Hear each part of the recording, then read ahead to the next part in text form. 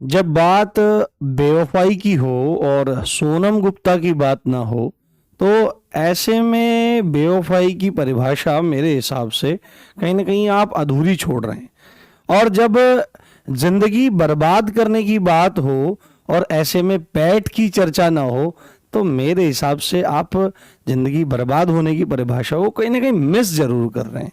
आप सबको पता है कि एक नया सिस्टम लॉन्च हुआ था लास्ट ईयर 2021 में, जिसको पैट कहा गया, पीईटी, प्रीलिमिनरी एलिजिबिलिटी टेस्ट, यानी कि प्रारंभिक अर्हता परीक्षा, जो अपने सिर पर आप लोगों के जीवन को बर्बाद करने का ठीकरा फोड़ के बैठी है अदृश्य रूप से। परंतु आप सबको यह लग रहा है कि ये परीक्षा आप लोगों को आसमान की असीम ऊंचाइयों की एक सुंदर उड़ान भरने को देगी, परंतु ये एक काला सच है, ये काला अध्याय है, या ये एक ऐसी बात है, या ये आप इस तरह से कह सकते हैं कि आप लोगों के जीवन को या भविष्य को बर्बाद करने वाला, आप लोगों के सूर्य रूपी भविष्य को निगलने वाला राहु है पैट परीक्षा। ऐसा मैं क्यों कह रहा हूं, इस चीज का पूरा प्रमाण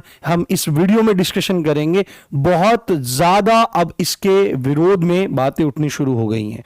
पैट परीक्षा साधारणतः, यदि आपको नहीं पता है, शायद ही यूपी में कोई ऐसा होगा या अदर स्टेट में ऐसा होगा जो यूपी के एग्जाम में इंटरेस्ट रखता होगा, उसको नहीं पता होगा कि पैट एग्जाम क्या है।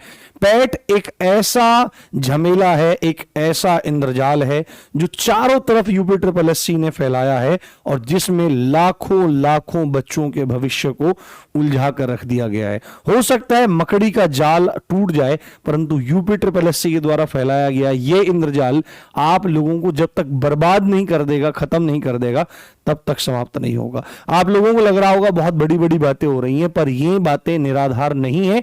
ये बातें अपने आप को प्रमाणित करती हुई हैं। जो हम डिस्कशन यहां पर करने वाले हैं, आपको गंभीरता पूर्वक सुनना चाहिए।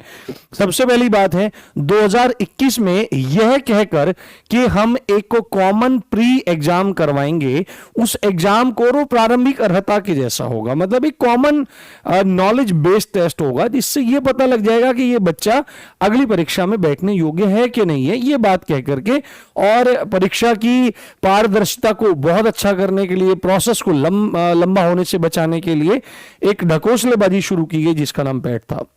लास्ट ईयर उसमें करीब 25 लाख लोगों ने एनरोल किया, जिसमें से 21 लाख लोग योग्य पाए गए। 17 लाख लोगों के आसपास पेपर दिया, और पेपर कितने हुए वो आप सबको भी पता है। उसमें से एक बड़ी भर्ती आई कौन सी, लेखपाल की, जो दुहाई दी जा रही थी पहले। कौन सी दुहाई थी कि भाई पारदर्शिता, तो पारदर्शिता इतनी सुंदर थी कि STF ने बोला कि 8,000 पद हैं और 15,000 क्या है, 15,000 उसमें आपके फर्जीवाड़े वाले हैं। ये पारदर्शिता थी। और कितनी जल्दी एग्जाम्स कंडक्ट हुए वो सब भी आपको पता है। पिछले एक साल में ढंग का एक एग्जाम हुआ है लेखपाल का, वो बुरा उसका हाल हुआ, और उसका चलो अब जो भी कुछ है उसके रिजल्ट है, उसका कुछ नहीं पता, कुछ नहीं होने वाला है। तो पैट जैसी जो चीज शुरू की गई है, इसका कोई भी आधार नहीं है। चलो फिर भी आप लोग इस चीज को चालू करना चाहते हो, परंतु कुछ चीजें जो मैं इस वीडियो में बताने वाला हूं, उनको कैसे जस्टिफाई किया जा सकता है, उन चीजों को कैसे समझाया जा सकता है, या तो ये आयोग ही जानता है या स्वयं भगवान जानते हैं। भगवान को हमारे इस धरती में, इतने बड़े विश्व में, 7 महाद्वीप में, उसमें भी एशिया में, उसमें भारत में, उसमें भी यूपी में, और उसमें भी लखनऊ के एक आयोग में उतनी दिलचस्पी नहीं है जितनी हम लोगों को है। तो आयोग ही इस चीज को क्लियर करेगा। सबसे पहली बात तो यह है, इन 3 पॉइंट्स पे हम डिस्कशन करने वाले हैं। पैट, प्रारंभिक अर्हता परीक्षा, जो कॉमन या फिक्स स्कोर की बात नहीं करता है, कहता अपने आप को पैट है, परंतु फिक्स स्कोर जैसा कुछ नहीं है, मनमानी चीजें चल रही हैं। दूसरा डिस्कशन हम करेंगे कि पैट परीक्षा की गंभीरता, उसके खतरे और गलतियां, उनका क्या प्रभाव बच्चों के जीवन पे पड़ रहा है, और किस तरह जिंदगियां बर्बाद हो रही हैं और किसी को घंटा भी फर्क नहीं पड़ रहा है। तीसरी बात है, आयोग की जो मक्कारी चल रही है उसका भी प्रमाण मैं आपको देने वाला हूं। बेरोजगारों को 400-400, 500-500 किलोमीटर दूर बुला करके, 100, 150, 200 किलोमीटर दूर बुला करके, ऐसे में जब उनकी जेब में कड़की है और उनके हाथ में कुछ नहीं है, ऐसी स्थिति में उन बेरोजगारों को बुलाया जा रहा है, उनके 1000 रुपए खर्च करवाए जा रहे हैं, पर हो कुछ भी नहीं रहा है। ऐसे में इस तरह का घटिया एग्जाम जो प्रणाली है, एग्जाम को घटाने प्रणाली जो है वो बहुत भयंकर है। आप सबको पता है कि टीचर के लिए जब परीक्षा होती है, शिक्षक के लिए परीक्षा होती है, तो वैकेंसी जब निकलती है उससे पहले एक प्रारंभिक अर्हता परीक्षा जैसे ही देना पड़ता है, टेट देना पड़ता है, टीचर एलिजिबिलिटी टेस्ट होता है, जिससे पता लग जाता है कि ये आदमी टीचर बनने लायक है। परंतु वहां पर जहां पर वो प्री की भूमिका में है, जहां पर वो एक औपचारिक परीक्षा की भूमिका में है, जहां पर वो एक प्रारंभिक अर्हता परीक्षा की भूमिका में है, स्पष्ट रूप से एक कॉमन स्कोर दिया गया है कि जनरल वाले 90 और संभवतः अदर कैटेगरी वाले 82 नंबर लेके आ जाएं 150 प्रश्नों में से, तो वो कोई भी हो, चाहे उनमें 1 लाख हो, 2 लाख हो, 10 लाख हो, 20 लाख हो, 40 लाख हो, कितने भी लाख हो, वो लोग जब वैकेंसी आएगी तो उसमें बैठेंगे। परंतु यहां पर अलग ही राग अलापे जा रहे हैं। प्रारंभिक अर्हता परीक्षा तो कहा जा रहा है, परंतु कॉमन या फिक्स कट ऑफ जैसा कुछ भी नहीं है। अब आप में से बहुत सारे बुद्धिजीवी जो हो सकता है इस गोले के नहीं है, वो मुझे यहां पर ज्ञान देने आ जाएंगे, दे सकते हैं, आपका स्वागत है, क्योंकि ये सोशल मीडिया है। परंतु मैं एक बात आपको कह देना चाहता हूं, वह भी स्पष्ट रूप से, कि जब यह परीक्षा प्रणाली शुरू की गई थी तब मैंने इसका मुखर विरोध किया था। हालांकि तब चैनल छोटा था, तो आप में से बहुत सारे लोगों को पता नहीं लगा होगा, जिनको पता लगा होगा उनको कोई फर्क नहीं पड़ा होगा। तो मैंने कहा था कि भाई जब ये परीक्षा प्रणाली आप चला रहे हैं तो एक कॉमन कट ऑफ आप लोगों को फिक्स करनी चाहिए कि भाई पैट में जिन बच्चों का स्कोर इतना आ जाएगा वो लोग आगे आने वाली सभी परीक्षाओं के लिए एलिजिबल हो जाएंगे। आप ऐसी कोई व्यवस्था ना ला करके किसी भी भर्ती के अकॉर्डिंग 15 गुना आरक्षण के हिसाब से बुलाते हैं, और अगर इन सब बातों को हटा दिया जाए तो लगभग जितने पद होते हैं उसके 30 गुना बच्चों को आप बुलाते हैं। मान लेते हैं कि आपने 8000 पदों पर बच्चों को कॉल किया था, लेखपाल में 8000 पदों के सापेक्ष आपने बच्चों को कॉल किया था, लगभग 2,47,000 प्लस बच्चे थे। एक अच्छी खासी संख्या थी, मान रहा हूं, ठीक है। परंतु आप 76 पद निकाल रहे हो, आप 62 पद निकाल रहे हो, आप और भी कम या ज्यादा पद निकाल रहे हो, उसमें 30 गुना बच्चे लोगे।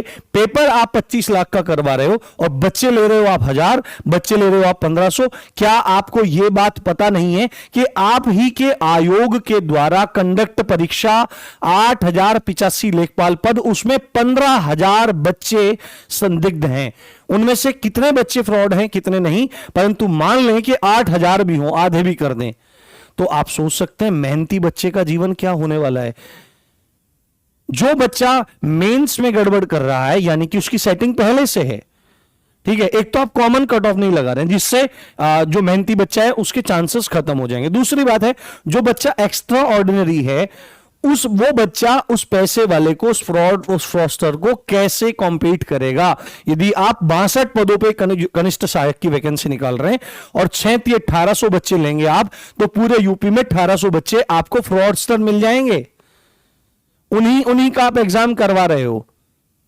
ये चल क्या रहा है, ये सोचने की आवश्यकता है, सब बच्चों को, सब टीचर्स को, और सबसे ज्यादा आयोग को। पहला पॉइंट ये खत्म हुआ कि कॉमन कट ऑफ जैसा कुछ भी नहीं है। जरूरी है ये चीज, यदि आप प्रारंभिक अर्हता परीक्षा ले रहे हो तो आपको एक निश्चित स्कोर कर देना चाहिए कि भाई आगामी कोई भी परीक्षा आएगी तो हम आपसे क्या करेंगे, हम आपसे सीधे फॉर्म भरवाएंगे, इतने जिनके परसेंटाइल इतने होंगे या जिनके मार्क्स इतने होंगे, फाइनल, दैट्स ऑल।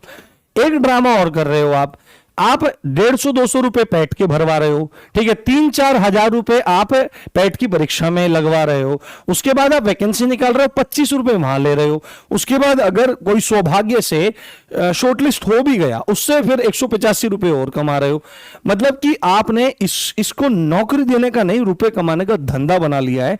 और इतने वरिष्ठ अधिकारी आयोग में बैठे हैं, क्या उनको बच्चों की संवेदना का पता नहीं? क्या उनके बच्चे नहीं, हो सकता है वो तो अपने बच्चों के लिए कमा रहे हैं, पर एक गरीब बच्चा भी है जो बहुत दूर गांव में बैठा है, जहां पे कनेक्टिविटी नहीं है, जहां पे प्रॉब्लम्स बहुत ज्यादा हैं, जहां पे बहुत समस्याएं हैं, जहां पर उसको रोटी खाने के लिए नहीं है, वो भी इस उम्मीद में पड़ रहा है कि मेरा भी कुछ हो सकता है, परंतु उसको नहीं पता है कि उसका कुछ नहीं होने वाला है।